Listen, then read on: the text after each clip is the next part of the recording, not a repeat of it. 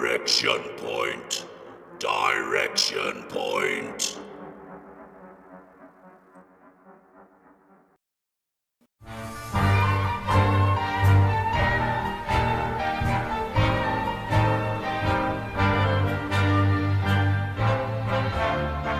Well, hi everybody.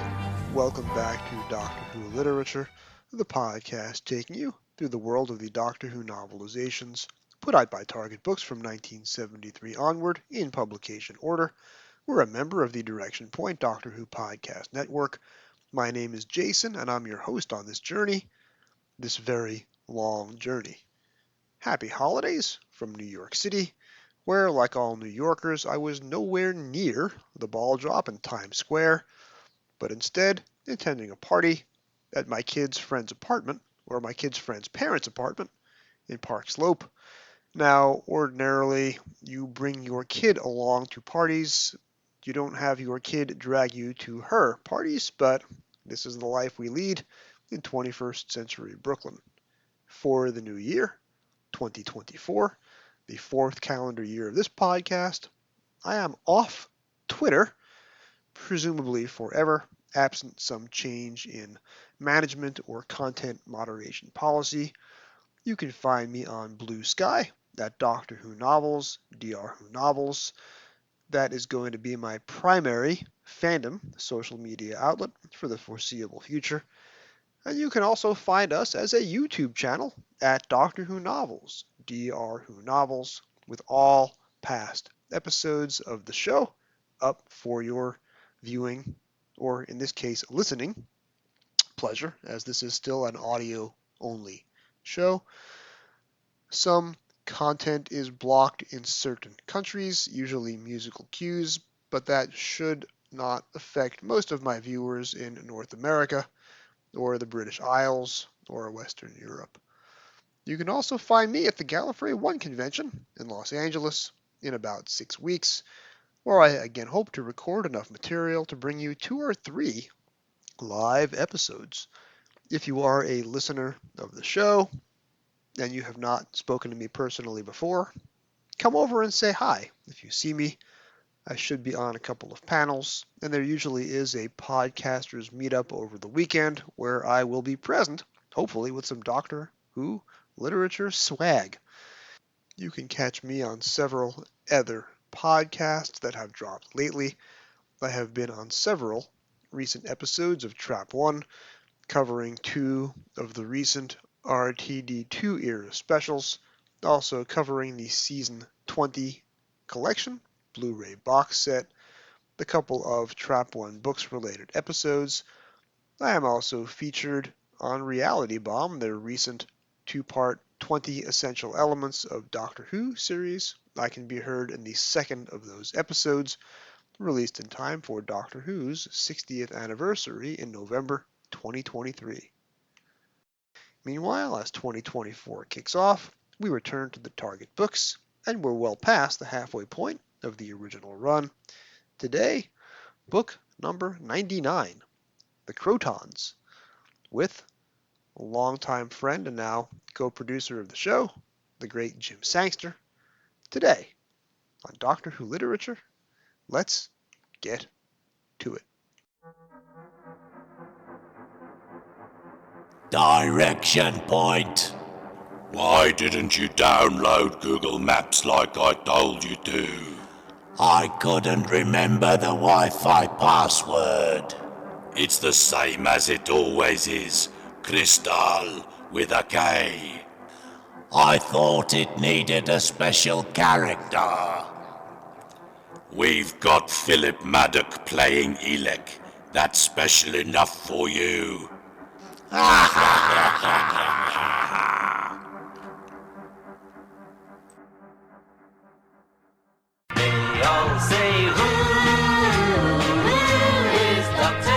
This is Tim Trelaw. This is David J. Howe. I'm Peter Purvis. I am Sadie Miller. This is Lauren Cornelius. Larry, it's Fraser. For all things in the Doctor Who collecting world and beyond, the Doctor Who Collectors Podcast. I'm Larry Van Mersbergen, your host, and I've been collecting for 42 years. You're listening to Doctor Who Literature on the Direction Point Podcast Network. Keep turning the pages. Marvelous. Hello. All right, Jim Sangster, welcome back to your first of many episodes of Doctor Who Literature in the next 2 months. You're almost going to be my permanent guest host for the next few weeks. I was going to start off with hello.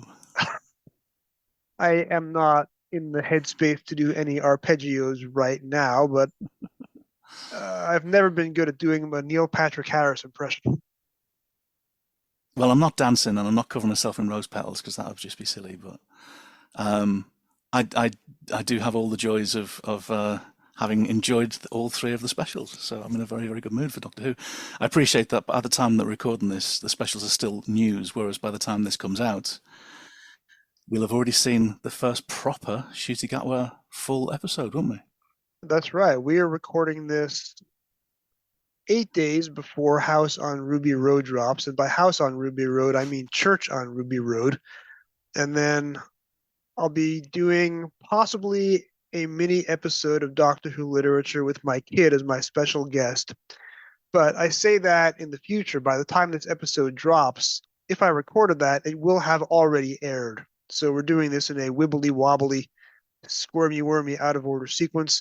And I will also be moderating the Trap 1 panel on Church on Ruby Road. So by the time the audience hears this, I will have already talked about the Christmas special twice on 2 different podcasts. You'll have already registered your disgust on the internet, so... I'm hoping that it's not discussed. I had very specific thoughts and feelings about the return of RTD, but I am hopeful that there's going to be a clean slate and a whole new style.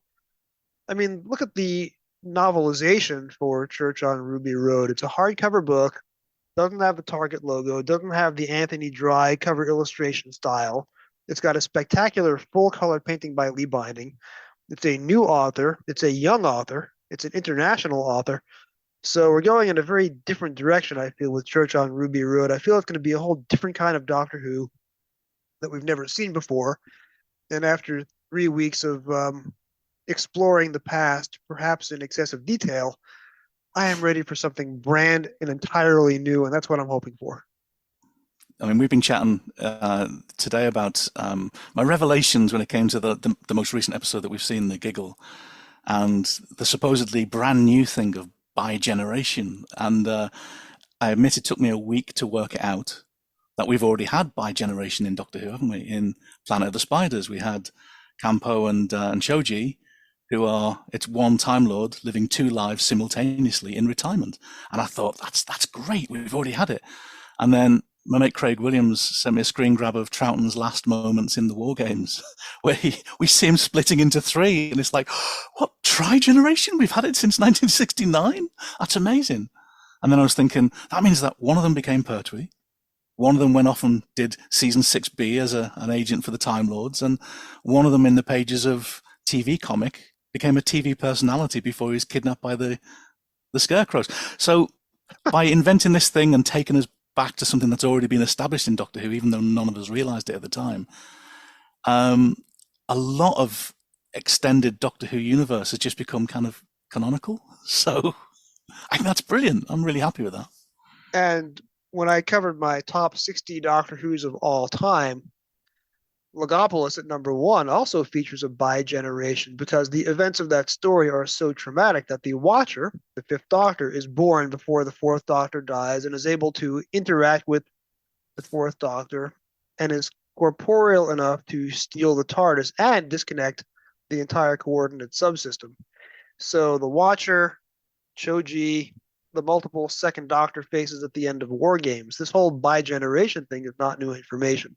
And then we realised that the 1st Doctor in the 5 Doctors is clearly a bi-generated 1st Doctor who's having a nice little retirement in a garden. The Curator, the whole idea of this really is that for the first time ever, at least in the UK, we've got adventures of every single Doctor available on iPlayer now. So Russell's idea of the Doctor, whichever Doctor you like, is always present, and they're always out there in the universe. So there are going to be kids who discover Doctor Who for the first time, hopefully, with Ncuti.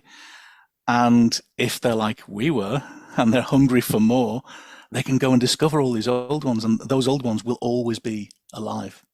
They'll always be present, which I think is a beautiful. This whole thing of the Whoniverse is a beautiful idea. Where for the first time ever, it's not like when I was a kid when I had to walk all the way to the library and I could only take out 2 books at a time, and then I had to wait until I was 10 3/4 before they put old Doctor Who on the telly. Now I can just click up iPlayer and watch almost, with one notable exception, almost every single surviving story. Which means that it's time to play Pluto, because on my phone I have the Pluto app, and Pluto has a Doctor Who channel 24 hours a day. So for a while on this podcast, I was turning on Pluto on Saturday night while doing my recording and doing an instant review of whatever classic series episode and part was screening on Pluto at that moment. I am now going to call up the Doctor Who channel on my phone, and I will show you whatever Pluto is playing, and you will tell me the story name and episode part. Of course, it's in the middle of a commercial break right now, but when it comes back, I will expect you to be able to tell me what we are looking at. A commercial break? Oh, it must be the TV movie. That's the only one with. Oh, let's have a look. Oh, you're is that a Power Ranger? It's the commercial for the Mighty Morphin Power Rangers. The problem is I have my Zoom background turned on, and the irony is, as we are talking about how much I am looking for something new, my Zoom background is the season 11 John Pertwee opening credit tunnel sequence. That's okay. My T-shirt is it's not the right story that we're talking about, but it's a digital painting I did of Abominable Snowmen, which I put on a T-shirt.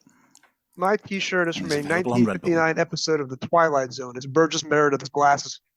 Time enough at last. Well, hopefully you'll get enough time to read all of these books. if we there we go. There's 3 new novelizations coming. Oh, here we are.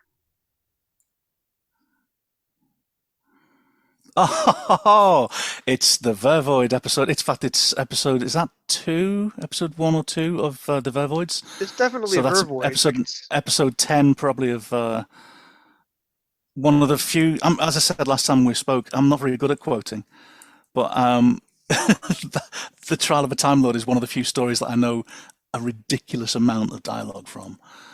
And you appeared on the DVD bonus features for Trial of a Time Lord. This is episode 2, I believe, because it's the Doctor and Mel in the hydroponic bay talking to the Commodore with somebody's shoe. That looks like it's episode 2 of Vervoids. Yeah. Which we'll hopefully be talking about properly next year.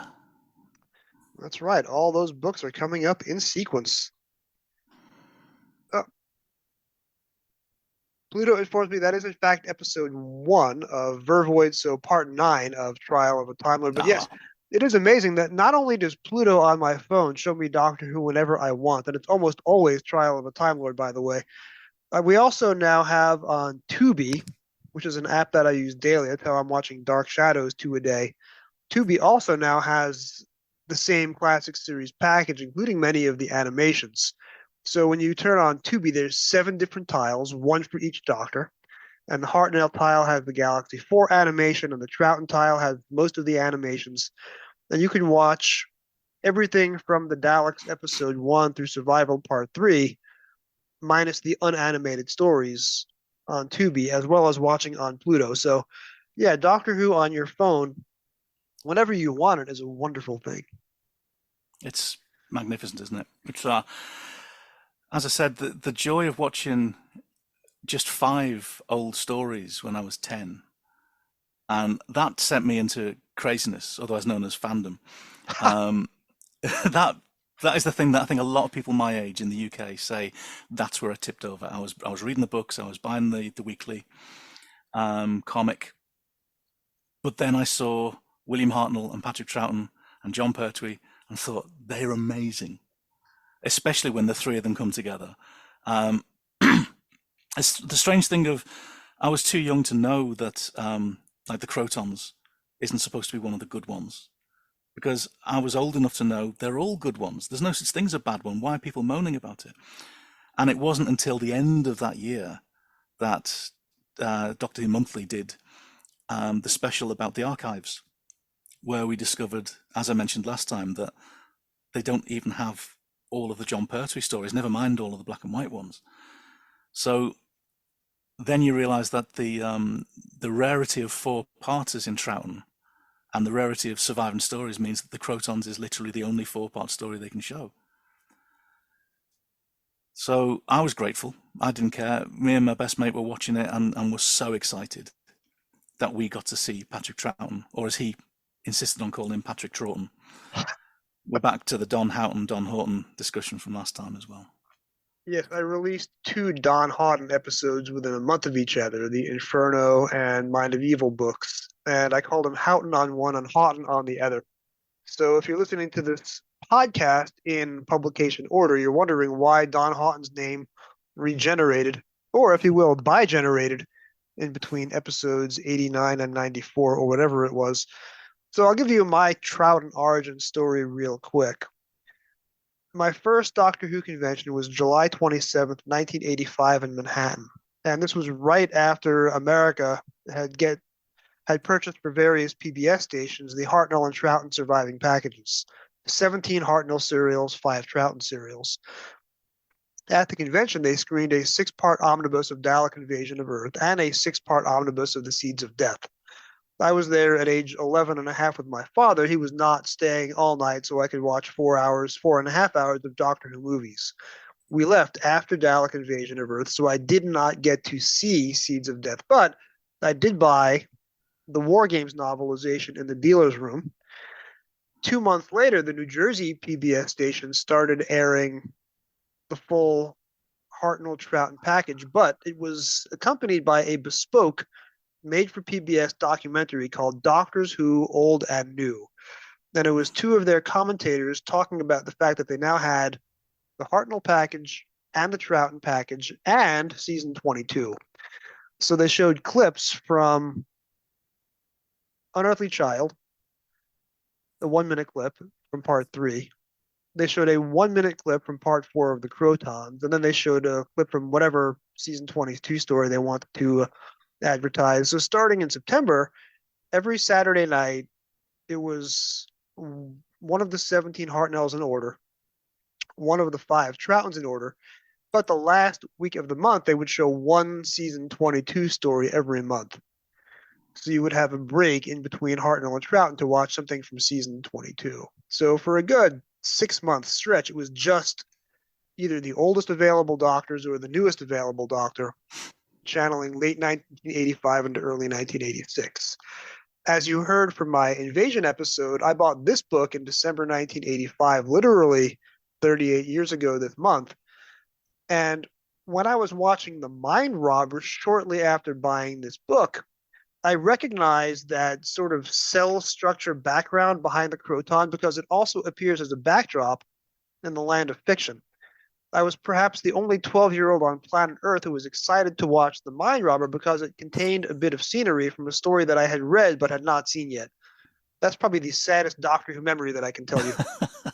But before The Mind Robber and before the Krotons, I had to sit through the Dominators first, and that didn't take, as you may be aware from hearing other episodes of this show. The Mind Robber I loved to pieces. The Krotons I really enjoyed. Seeds of Death I missed, and then the War Games I really enjoyed. So my initial Troughton experience was a very, very positive one, but this was several years after you and the 5 Faces of Doctor Who season. And sorry, Fraser. I think season 6. Well, season 6 is my favourite. If I say favourite, then no one can argue with me. Season 6 is my favourite Troughton of the 3, even though it has 2 of my least favourite stories. So I'm not a Dominators apologist. There's bits of it I quite like.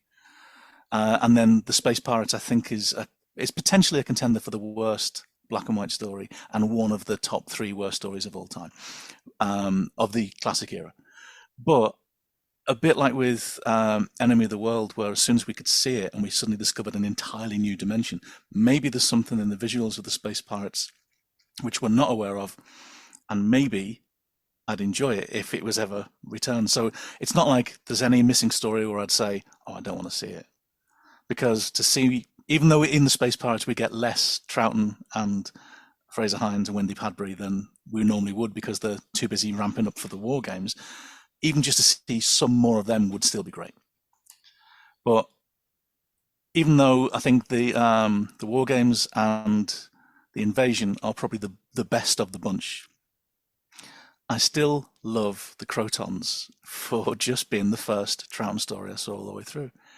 But then I also love the fact that it's got a great soundtrack, a really unusual, eerie soundtrack. And maybe the design of the Krotons isn't the most impressive, but it's about on par with a lot of other stuff that isn't a Dalek or a Cyberman in Doctor Who of that era. But the voices are something completely unique, completely alien and terrifying. Sometimes people say, oh, they were being framed as a challenger for the Daleks. I don't think anyone in any good conscience thought that. But I do think that the voice is very distinctive and would be terrifying if you heard it blasting out of speakers out of nowhere in your school. There's probably a bi-generated Patrick Troughton Doctor in season 9 in Day of the Krotons, where the Krotons invade Earth in the 22nd century, and one of their slaves rebels and travels back in time to the 20th century and accidentally starts the World War III that allows the Krotons to invade. And then, of course, later on in bi-generated Troughton season 10 or season 11, you have a story where the TARDIS lands on a planet and there's 10,000 Krotons frozen in an ice volcano, and they all shatter into a million pieces because crystals don't perform very well when frozen. This would only really work if Croton Mania had happened in the aftermath of with Louis Marks wind-up Krotons going across the desktop. That'd be... How far can we push this? The point is that not counting the 5 Doctors, which I did see first, the first bit of live black and white Troughton that I ever saw would have been that 1 60-second clip from Part 4 of the Krotons that aired in this PBS special in late 1985 in New Jersey. I don't know if that special is now available on YouTube, but I probably have the whole thing memorized even after all this time. But I am very fond of the Krotons because I saw that clip first, and it's the Doctor and Zoe in the Dynatrope stalling for time so the anti-Kroton sludge can take effect. It's a very funny scene, and it's, Patrick Troughton and Wendy Padbury at their best. But I've got to go off the boards for a moment. I want to speak up in defense of the Space Pirates. The problem the Space Pirates has is that the Doctor doesn't I'm show sorry, up until... I can't hear you. I think we've lost you. Oh no, that's a shame.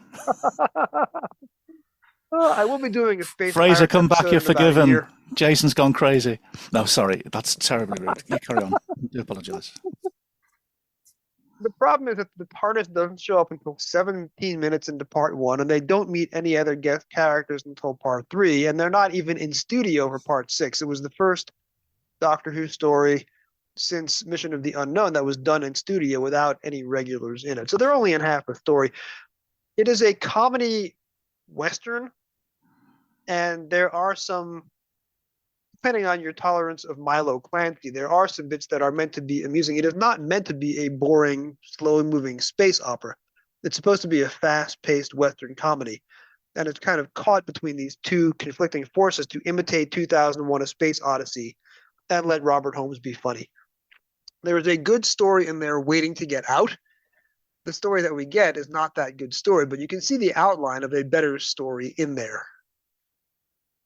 And as we often say, Doctor Who can do any type of genre, any type of story, except westerns and pirates. So a story that does space pirates is onto a hiding to nothing.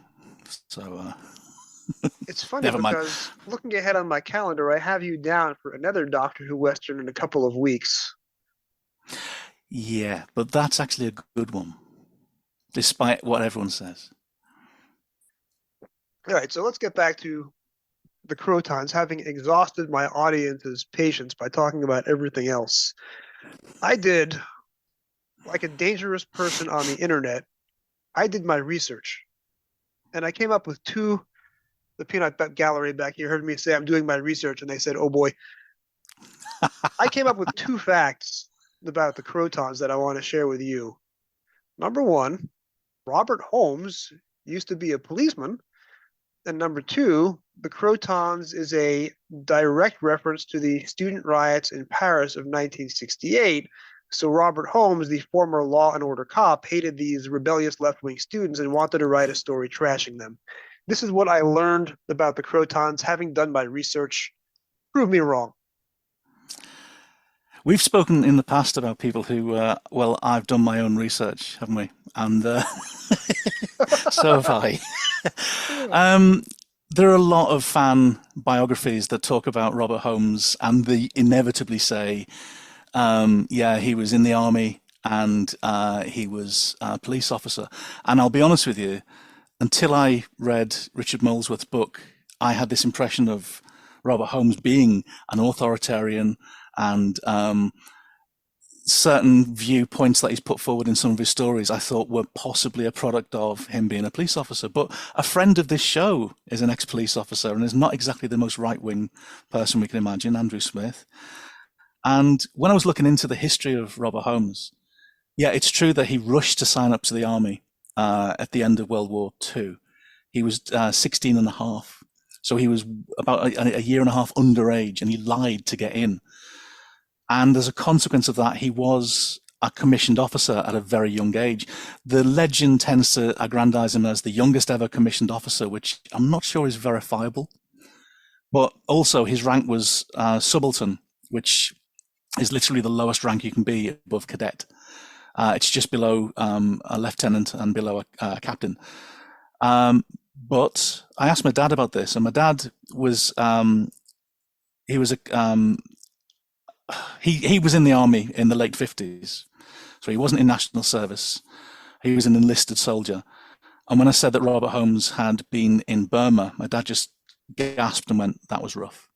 That was a rough campaign."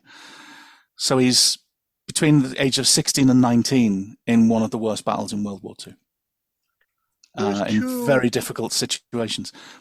There's two war movies in the 40s that are semi-Doctor Who adjacent, both taking place at the end of the Burma campaign. You have The Hasty Heart, starring Richard Todd from Kinda, and some guy named Ronald Reagan, of whom I don't know what happened to him. And then you have Peter R. Newman's Yesterday's Enemy, which is also in Burma. And it's interesting that this is a very large part of the World War II psyche, Burma, because all these movies came out about it, exploring the wounds of that war and what it did to the soldiers. And here we are talking about the same thing now with regard to Robert Holmes. I find that fascinating. Sorry for the interruption. No. But then he, after 3 years, because you sign up for periods of 3 years, and then he decides he's had enough, and he joins the Metropolitan Police Force.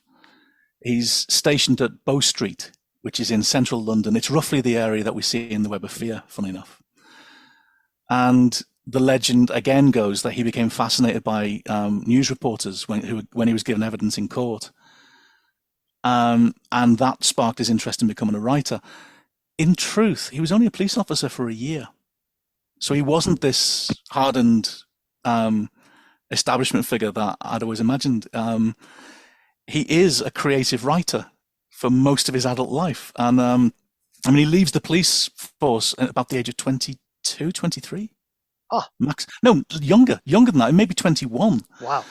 So he's a journalist by the age of about 21, and he's writing for local newspapers. I think he joined the Press Association, so then he became a national writer. And then he got a chance to try out to write for TV in the late 50s. So here's another bit of myth busting, by the way. A lot of the people who just skim through his credits and they see he did a show called Knight Errant 59 and Harper's West 1. He did 50 episodes of Emergency Ward 10, Dr. Finley's Casebook, No Hiding Place, which is a police drama. And a lot of the biographies also lump in Dixon and Doc Green because people think, oh, that was in the 50s. It must have been at the same time. Actually, he didn't do Dixon and Doc Green until the mid-70s. Oh, wow. So after many of his Doctor Who's even. Yeah, so it was immediately before he took over as script editor on Doctor Who, and he has a little one-episode stint on Dixon and Doc Green. The very beginning of Dixon and Doc Green, and I don't know if you even know this, but it's a show about regeneration in that the lead character, George Dixon, is it George Dixon? Anyway, Dixon, appears in a movie called The Blue Lamp, in which he's shot dead by Dirk Bogart. And then the creator of the show went, I think I can resurrect him. So they just bring him back, and they have this massively long-running TV show for over 20-odd years. And the first bulk of scripts were written by one man. So there wasn't really room for Bob Holmes to step in there. But when Bob is an established writer, and by that time it got loads of different writers writing for the show. So that's when he's writing for Dixon and Doc Green in 1974. But one other lovely little thing, I saw this last week. There's a little bit of a dispute about who actually authored this, but there's a film called Invasion from 1965. And it stars Edward Judd. And if you watch it, you'll be thinking, watching it with story by Robert Holmes. So somebody else takes the screenwriting credit, but it's story by Robert Holmes. And as it starts playing out, and you find an alien who's found in the woods and taken to a local cottage hospital, where a blood specialist comes into the ward furious because someone's playing a prank on her, because this is not human blood. She takes a sample herself and realizes this isn't human blood. And you're thinking this is just Spearhead from space. Mm. And when you think about the fact that Bob Holmes was not afraid to recycle his own ideas, and we're looking at his very first Doctor Who story here now, The Krotons, which is actually a plot that he submitted in around about this time, actually, in 1965. He submitted to the BBC. The BBC says, we don't really have a home for 4-part science fiction things like this. We tend to do them within the framework of a TV show. And we've got Out of the Unknown, which is an anthology show of hour-long episodes, usually televising established authors. So established sci-fi authors. So there's not really a home that would fit the Trap, as it later became known, or the Space Trap. And Doctor Who, well, because they're alternating between science fiction and historical, they don't really have a lot of options, especially when Donald Tosh has just been told that 12 of his episodes are going to be dedicated to a Dalek story, just to appease one of the high-ups in the BBC. So by the time he gets his rejection letter, Bob Holmes is already writing for Public Eye, an ITV detective serial. Sadly, none of those episodes survive, by the way. So he kind of forgets about it. And then 3 years later, he chances his arm and submits a script to the Doctor Who office again, or submits a storyline to the Doctor Who office again. But this time he's got Terrance Dicks. And that's the beginning of something really magical. And I love this particular thing because, I'm sorry to just waffle on, but Terrance Dicks gets a job as an assistant deputy script editor. He's the lowest one in the office. But he's the only one who's sober. Because I was going to say, where were Derek Sherwin and Peter Bryant as the script comes in over the transom? Had they been there, Robert Holmes might never have happened on Doctor Who. Well, my guess is they were in the BBC Club or the Defectors Weld on Shepherd's Bush Green. Because when I worked near to TV Centre, that's where we always ended up for leave and do's. So it was a BBC bar on Shepherd's Bush Green. When Terrance Dicks arranges a meeting with, I think it was Derek Sherwin, it's said to have happened in a public house. So even then, Derek Sherwin is getting Bob Holmes to pitch his ideas to him. And apparently Bob Holmes is a very affable man. And Derek Sherwin goes from being very unimpressed and not seeing the potential of this script to suddenly, oh, well, go on, Terrance, you go off and have this as your pet project. We're busy doing the real scripts. You can just get some practice in nurturing all of this. Of course, because the producer and the script editor are pissed the whole time. They are really struggling with scripts. They're burning up scripts like mad. The Prison in Space. Which is awful. And then you've got the Queen of Time, a sequel to The Celestial Toymaker, which is abandoned to be impractical, and they do The Seeds of Death instead. There's another one, I think, called The Dream Weavers or something like that. But there are loads of scripts they're burning through and just not being able to get anything to land. And in the end, they've got this script from Robert Holmes, which is, it's not great. David Maloney says he wasn't very impressed with it. Fraser Hines wasn't that impressed with it. But it's producible. And that's something that very few writers have been able to achieve at this point in time with the script editor and producer that they've got. So I got to jump in with a few comments here. Number one, a lot of the success of the Krotons is down to the performance of the three regulars. Would Robert Holmes have been savvy enough about the program to write all the material about the Doctor and Zoe trying to one up each other, which is a running theme throughout the story, or would that have been added by Terrence Dicks? Because I'll point out that when it comes to the Seeds of Death, parts 1, 2, and 3 are terrible, and then Terrence Dicks rewrites the back half, and the story suddenly becomes lively. So you have to wonder if this was not maybe an uncredited Terrence Dicks rewrite on top of Robert Holmes's draft to punch up the characters? It's very possible. I mean, the plot of the second synopsis is very close to what we get on screen. So the structure of the story is there. It's possible Terrence Dicks was beefing up the dialogue, but the actions and the drive of the story is all there. I think the only major change, apart from one character name changing, is the Dynatron, as it was in the storyline, is sent out into space where it blows up. And they realize a very cheap way of doing the same thing is to just pour some solvents onto some polystyrene and make it look like the Dynatrope is melting. But the structure is all there. So it's possible. It's possible. But also I think one thing we've always said is that Robert Holmes has a real skill for dialogue. And the more he gets used to this show, the better he gets at it. Even in the Space Pirates, there's some really fun dialogue. There you go. I've said something nice about the Space Pirates. Now give me a sandwich. Did you bi-generate in the middle of the podcast and I'm not speaking to alternate Jim? It's anything's possible, isn't it? You know.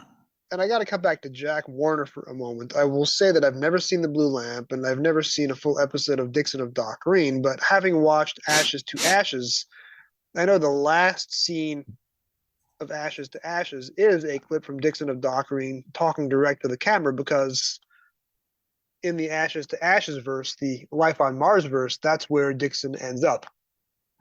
Yeah, it's I think that's one of the most incredible endings to a TV show ever. It's funny though, because Dixon of Dock Green was seen as really parochial and cozy, even though it was born out of his character being murdered by. Whenever they had breaks in the season, Dixon would actually address the audience and say, "Oh, you won't see me on my patrol next week. I'm going on a little holiday." He'd actually address the fact that they're not going to be on the air for a few weeks, and so that the viewers will be reassured with his cozy. And then you get in 61, I think, Z-Cars, which is entirely a reaction against the coziness of Dixon Dock Green. But then by the late 60s, Z-Cars is seen as a bit cozy. So the BBC's got these two cozy shows. And so they do a slightly tougher version of Z-Cars called Softly, Softly. And a lot of the cast that we're going to see in Doctor Who in the late 60s and early 70s have been in either Z-Cars or Softly, Softly. Also, the writers and the directors are getting trained on these shows and coming in and out of Doctor Who as well. And we'll talk about Z-Cars when we do our Season 3 special, because Z-Cars might have been a component of Episode 7, the Christmas special, in the middle of Dalek's Master Plan, but that, of course, did not come to pass until the novelization. I mean, I don't think it ever would have, to be honest, but because they just didn't do that kind of cross-pollination except in... no, actually they didn't. They didn't do that cross-pollination at all. So you wouldn't get that. Maybe you get a little comedy review for a variety show at Christmas, but Doctor Who was still not commanding that kind of respect at the BBC. But yeah, I mean, as well as Doctor Who, I do love my police procedurals, so... This is something I've actually been a talking head on TV about. Whereas I've only done DVDs for Doctor Who, I've actually been on proper television talking about police procedurals. My only knowledge of Jack Warner, though, comes from one film that my family would watch every Christmas. We don't celebrate the holiday, but we would watch the 1950 Alistair Sim version, Scrooge, of A Christmas Carol, which features a very meaty part for Jack Warner, invented for that movie and not part of the original Dickens, where Jack Warner plays this villainous character. And it's very, very opposite what he was playing as Dixon. Must have been a very fun role for him to play in this one short little movie, which is now widely regarded as the best version of Christmas Carol ever and still has sort of like this eternal afterlife 80 years later. It's a shame that this is coming out after Christmas because that'd be a good lead into discussion of Christmas. But you know what? I don't think I've seen that since I was a child, and I don't remember the part. My family watched it every year growing up, so I have large portions of the film memorized. So yeah, that's a whole other podcast where we can discuss that. I think it was Marcus Hearn who did the audio commentary on the DVD of that version of Scrooge, so he may have gotten into it as well. I have that buried in a box somewhere. That's a movie well worth talking about. But we are here to talk about the Krotons, so let's finish our discussion.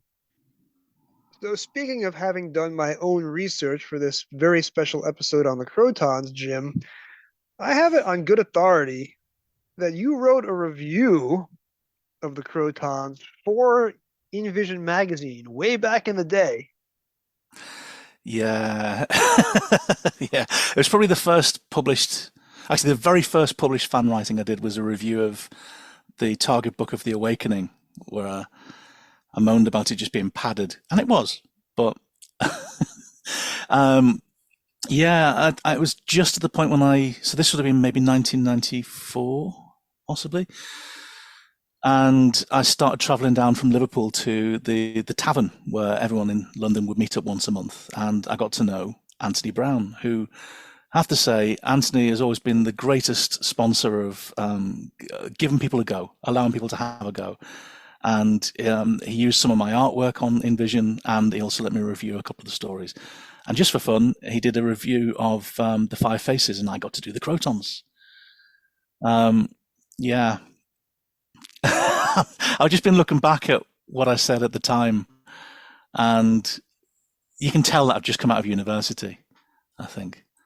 I'm talking about the code to understanding the Krotons is that the dictators can lie dormant for centuries, safe in the knowledge that nothing will awaken the masses to their roles as wheels in the machine of their own servitude. Basically, I'm a little commie there, aren't I? I'm a little budding Marxist. Well, the 2024 upcoming presidential election in the States has a lot of similarities with your 30-year-old review of the Krotons, but I think a larger point is the Krotons as a story doesn't necessarily need a code to unlock it. This is not necessarily a complex script with a lot of subtext, which brings us to the point about the student riots in Paris in 1968. Is collective fan wisdom correct in assuming that this story, which was first pitched in 1965, is a direct reaction to hot-breaking current events? Well, when I wrote my review, Anthony Brown, under a pen name, actually had to beef it up because I had no knowledge of the Paris 68 riots. I knew nothing about it. So he added in a little bit of that as context. And I've always been a little bit cynical, thinking, I'm sure he's overplaying that hand. But I think he's probably got a point. I think he really does. When you think about, like, in 1968, the revolution was in the air, and it rises up in cities, in centers of culture and education, like universities, like learning halls, and all over the world. You've got Berkeley, New York, London, West Germany, Prague, the Prague Spring with revolution, and it looks like it might see a whole section of the Soviet Union split apart from Russia's control, and it's led by politically awakened youths who look to the previous generation and find them lacking. The old establishment has dragged youth into 2 world wars, and then we've had Korea, and now we've got Vietnam, and there's the constant threat of atomic Armageddon for like 20 years, all to fight the Red Menace, which, funnily enough, starts becoming quite attractive to the youth, because communism and socialism is a reaction against this authoritarian establishment that they feel is dragging humanity down. So there's a reason Che Guevara is the icon for the counterculture at this time, and for many years later, because he's young, he's idealistic, and he's good looking. He looks smashing on a t-shirt or a poster, on a college wall. But also, his ideas felt like they might actually lead to change, because it's not just perpetuating the same thing. So I'm trying to do this without it becoming a sort of a TED talk about history, but I'm trying to make it as Doctor Who-y as possible. So let's see how I can do with this. Because my first thought is, by 1968, there's a massive rise in global media.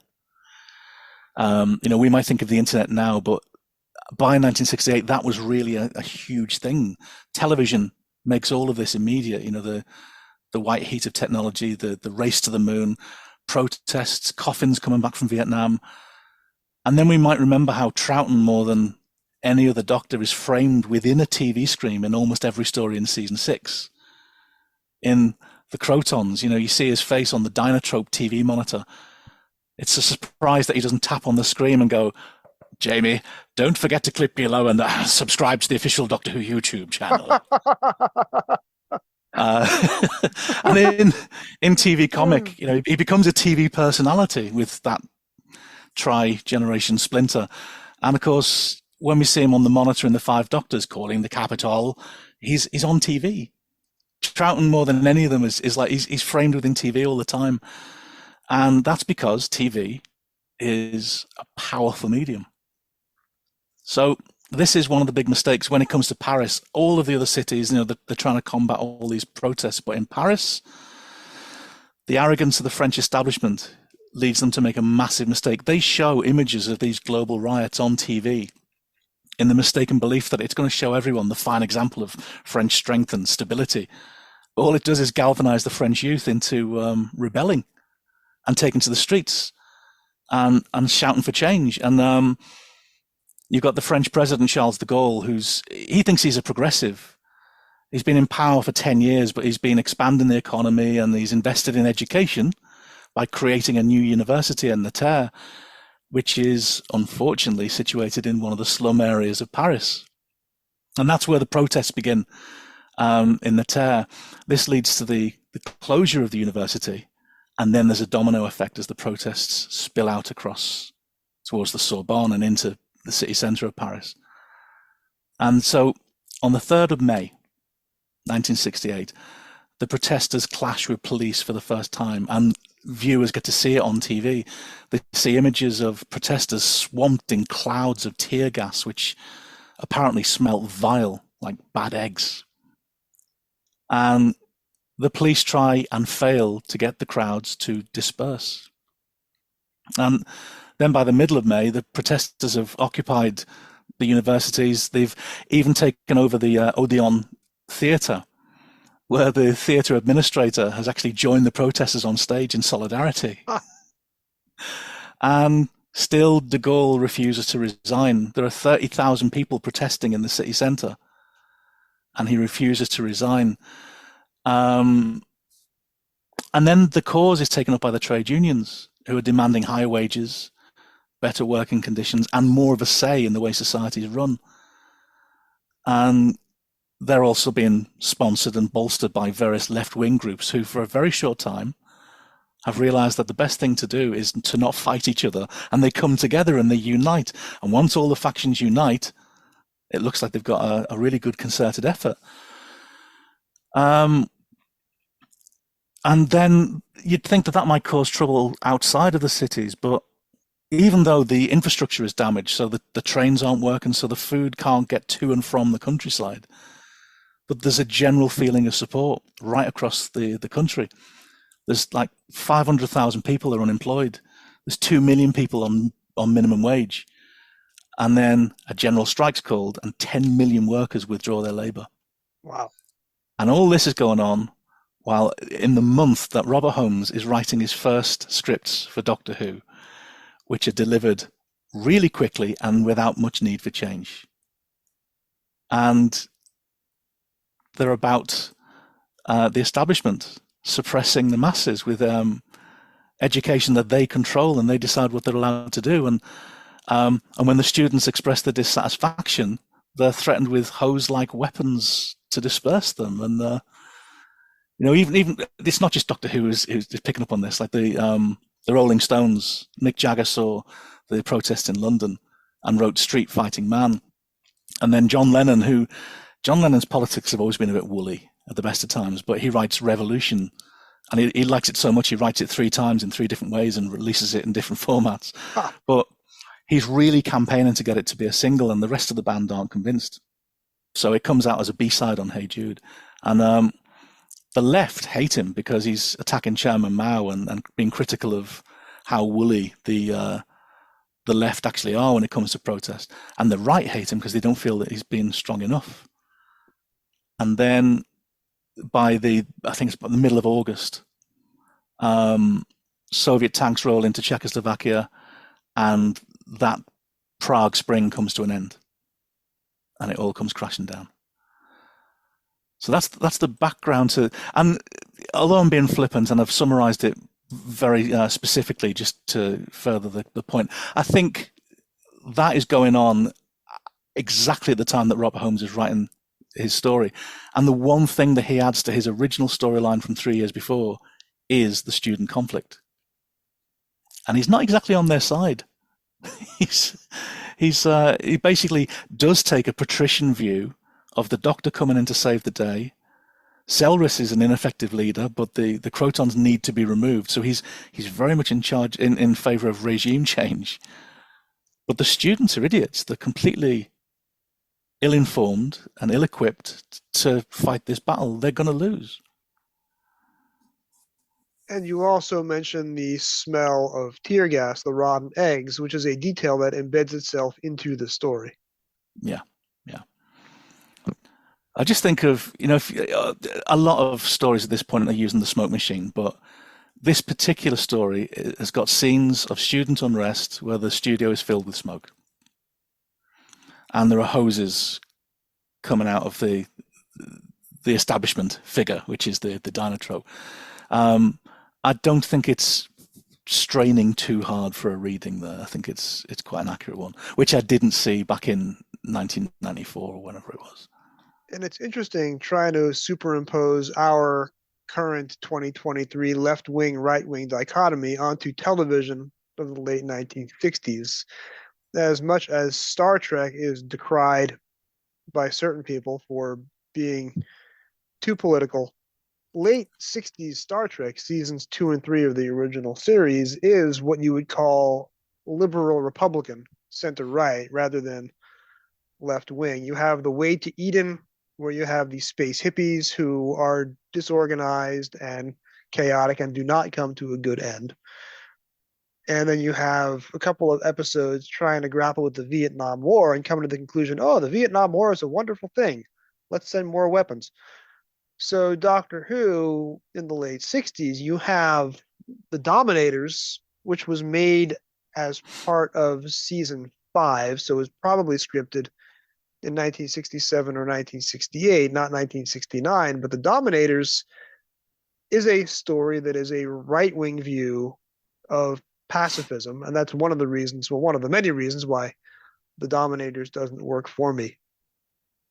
Can we decide if Robert Holmes was on anybody's side in the Krotons? Certainly he wasn't on the Kroton side, but is this a left-wing story or a right-wing story, or somebody who doesn't quite know what to make of events, so is just making fun of everybody in Vision? I don't see Robert Holmes as a political animal in the same way that we will see Malcolm Hulke. I think he's just telling the story, but he's looking at the imagery and thinking, that's interesting. Let's have the students as part of this. He's on their side in that he thinks they're oppressed, but he's not in their side in that he thinks that their actions are going to have any effect. And he's kind of right. I mean, if you look at, I'm trying to think, the fact that the Krotons are overthrown, so the students win. But after de Gaulle gave in to some of the demands of the unions, the protests kind of calmed down. And if you speak to French people nowadays, they look at it with kind of embarrassment. They don't think it changed very much. And de Gaulle survived the challenge to his leadership for another year. And he was replaced as a president by his prime minister, Georges Pompidou, who'd already been in de Gaulle's cabinet for a decade, and he remained in office until his death, in 1974, when he was replaced by Valéry Giscard d'Estaing, who'd previously been in de Gaulle's cabinet as well. So even after this supposed revolution, the establishment continued to rule for another decade until the socialist François Mitterrand was elected in 1981. the point of all this is that by the end of the story, Selris is dead, and the choice facing the Gons is either ruthless pragmatism under Elec or a dynastic idealism with Selris' son Thara. So unless Beta suddenly starts to use his scientific awakening to stage a coup, which is unlikely, because if Beta was any good, he'd have been selected as a companion of the Krotons and killed off in the first scene, wouldn't he? When Thara concludes we have to find our own answers, you just think, yeah, you're going to get invaded in a week, aren't you? And you have the Grace Note, where Beta is played by James Cairncross, who was also the James Bondian spy in the Reign of Terror, but not quite playing the same role here 5 or 6 years down the road. I mean, it gives you a little bit of hope. It's funny when you look at a character, if they've got a sense of humour, you tend to look at them more favourably. So you've got a lot of, like Elec is a zealot, and Thara is an idealist, whereas Beta's funny. He sees the how ridiculous the situation is, and he thinks, oh, well, let's make the most of it. The doctor said, let's try a bit of acid. Well, what if we try a lot of acid? Will that work? And sure enough, he's actually the one who provides the secret to the victory. But he's a bit of a bumbler. I think he's funny, so I quite like that character. So looking at the Terrence Dicks novelization table of contents, many of these are generic chapter titles that we see in Terrence books over and over again. The Rescue, The Rebels, The Attack, The Second Attack, Battle Plans. This is almost Terrence Dicks by Chat GPT. Hey, Chat GPT, give me 12 Terrence Dicks chapters titles. You'll have all of that and Escape to Danger. The ones that I like are chapters 1, 11, and 12. Chapter 1 is A Candidate for Death. That is a terrific title for an opening chapter. Chapter 11, Elec's Bargain. This is the first appearance of Philip Madoc in proper Doctor Who, not counting his role as the Black Marketeer in the second American Dalek movie, Dalek Invasion or 2150. And then chapter 12, this goes back to the 1960s and the students. Acid. So Terrence is dropping acid in the table of contents. And of course, I was thinking about this in the 1990s, where suddenly acid was big again. There was a chart hit called Acid around about that time. And this is one of Terrence's shorter books. After some of the previous ones had gone to page 144, this one stops on page 121. It's only 115 pages.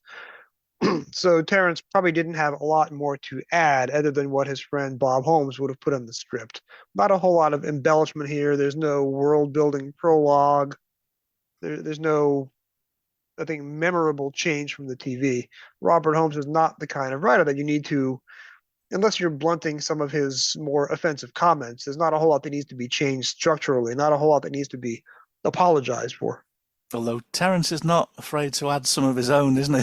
There's that description of Varna, where she's described as a slender, fair-haired young girl. Somehow her outstanding beauty made it hard to believe that she was among the most gifted of her generation of students, which is both it's sexist, because he's kind of saying, well, you can't be pretty and smart, but he's also, as he often does, commenting on the actress, going, she's a bit dim, isn't she? So I can forgive him that, because I think it's, as ever, he's a bit wry. He's going, come on, Bob, this is a bit of old nonsense. Let's just spark it up a bit, you know. So he's got some lovely descriptions. Like he compares Selris to a pillar. So on the one hand, it gives you straight away, you know, he's a grey-haired man in his 50s, and he looks like a pillar. And you think, oh, well, that's like a pillar of the community. It's a pun in a way. But also he's unthinking. He's just standing there propping up the establishment. Well, actually, now I think of it, he's dressed as a Kroton. He's dressed as a black Kroton all the way through it, with his little shoulder pads and everything. The whole design of him is very Kroton-y. We've already heard you do a dead-on impression of the Krotons earlier in this program. I think that for me, the Krotons work very well. Fraser Hines is making a second, or I'll say a third or fourth career going to Doctor Who conventions. If there is a Doctor Who convention Fraser Hines is at it. If Fraser Hines is at a Doctor Who convention, he will do a 1 or 2 hour panel talking about his time and commenting on the stories. And it's the same comments and the same anecdotes over and over again because he's been doing this for a minute. When he talks about the Krotons, he will invariably make fun of the fact that the Krotons have no mobility. That's a good laugh line.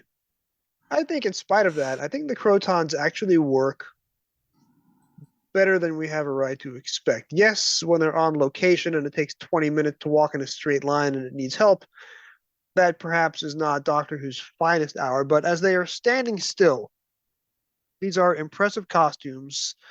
We can thank Roy Skelton. They have impressive voices. I think the Krotons are visually striking, and then you come to the cover of the novelization. If this is your first impression of a Kroton, this glowing, translucent, crystalline beast, that's gorgeous. It's beautiful, isn't it? And I love those pincers. I mean, usually in Doctor Who, something like that would bend as it tries to cup Fraser Hines's arm. You'd see it bending and looking a bit. They look very strong and very metallic. When he screams, you think that would leave a bruise. And I think it's a credit to David Maloney, the director. Really manages most of the time to avoid showing us the skirt. Yes. Because the rubber skirt does let it down, but that's, in the book, Terrance Dicks at one point says that the Kroton stepped out of the vat, and I'm thinking, did it? Did it really though? I don't see that happening with that skirt. I mean, I think it maybe stepped outside saddle from the vat, but the top half I think looks beautiful, and it's especially when you see it in low resolution on TV. And now we've got the beautiful vid5 thing, and you can see the detail.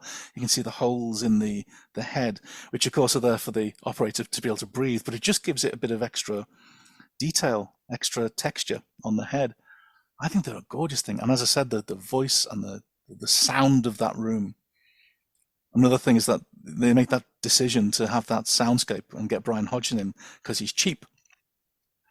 It's not an artistic decision. It's just David Maloney going, we spent a lot on this. Can we just keep the cost down? And it ends up becoming this amazing thing. The received wisdom on the Krotons, again, is that they are inept monsters with no mobility. The Krotons in universe are meant to be scary. They have this planet under subjugation. They've been killing off generations of students looking for the brain power to emerge. The Krotons return in 1997 in Lawrence Miles's Alien Bodies. And there is an auction taking place on Earth in the 21st century. The auctioneer is a character who is possibly a returning Time Lord of dubious morals that we may have seen before in the 1970s on Doctor Who. Many terrifying alien species are invited to this auction to bid on a weapon, and we later learn that the weapon is the future Doctor's corpse. This, of course, springboards the idea of the Time War that has become so prevalent in the new series. The Daleks are invited to bid on this weapon.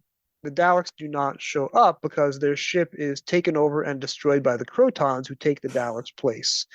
We learn a lot about the Krotons, and you could expect that Lawrence Miles will be writing firmly tongue-in-cheek and making fun of them at every available opportunity. And he does have a couple of characters make fun of them after they emerge, but we learn that they are a mighty empire with prodigious weaponry who are capable of tremendous things, and they are only defeated because the Doctor does some clever bit of timey-wiminess and manages to trap them. But the Krotons, if you take them seriously, they are an idea that work. And I will point out that we are still talking about the Hads 55 years later. In the second-to-last Doctor Who story that you and I have seen, and in the third-to-last Doctor Who story that my audience has seen, Wild Blue Yonder, the situation is so terrifying that the TARDIS leaves because of the Hads. The Hads is invented by Robert Holmes in this story, and then is not seen again on television until 55 years later. But the Krotons are meant to be frightening enough that the TARDIS goes nuts to this. I can't handle the Krotons. I'm out of here. So there is a reading of the Krotons as some of the scariest monsters the Doctor has ever faced, even if people only recall the execution of those monsters in studio and not the concept as written and as explored in universe. I think the Krotons work for me, and I don't laugh at them or mock them. And yes, parts of the story haven't aged well effect-wise, but what has aged well in the last 55 years effect-wise? I mean, come on. When you look at, I mean, even the Daleks, when they forget to put the modulation on full, and like in the chase, and they sound a bit pathetic. Weirdly, I love the invasion, but the Cybermen voices sound a little bit more squeaky. Sound a little bit more like a chipmunk, maybe.